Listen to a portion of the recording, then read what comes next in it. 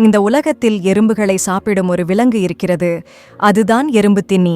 அழுங்கு அணுங்கு என அழைக்கப்படும் இந்த விலங்கு இயற்கையின் வித்தியாசமான சிந்தனையின் ஓர் அற்புதம்.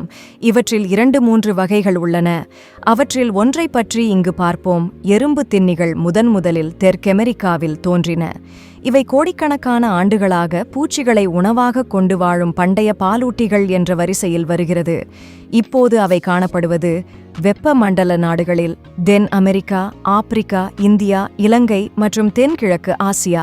இவை அடர்ந்த காடுகள், புல்வெளிகளில் வாழும். சில இனங்கள் மரத்திலும் ஏறி வாழும் திறன் கொண்டவை. தன் உணவான எறும்புகளை மரம், தரை, குகை என எல்லாம் இடங்களையும் தேடிச் செல்லும் இது அதிசய நாக்கு கொண்ட பூச்சிக்கொல்லி விலங்கு. 60 செடான்மி நீளமுள்ள நாக்கு. எறும்பு புற்றுக்குள் நுழைந்து ஒரு சுருள் போட்டதும் சிறிது நேரத்தில் 1000 எறும்புகள் வாய்க்குள் இருக்கும். 10,000 எறும்புகளை கூட ஒரு நாளில் தின்றுவிடும். இது சுத்தமாகவே பற்களே இல்லாத விலங்கு. நாக்குதான் வேலைக்காரன். தடிமனான தோல், நீளமான வால், குறுகிய தலை, மெல்லிய நீளமான மூக்கு. இவை பார்த்தவுடன் வித்தியாசமாக தெரியும்.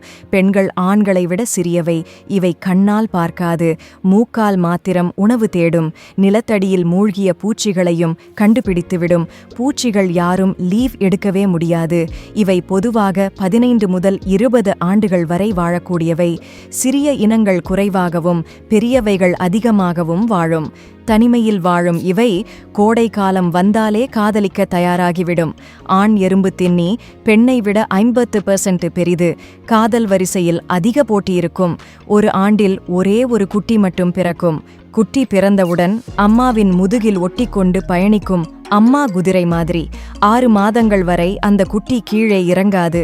இந்த விலங்குகளை மாயாஜால காட்சிக்காக வேட்டையாடப்படுவதால் இவை இன்று அழிவின் விளிம்பில் உள்ளன. இவை பாதுகாக்க வேண்டிய முக்கியமான விலங்குகளில் ஒன்றாகும்.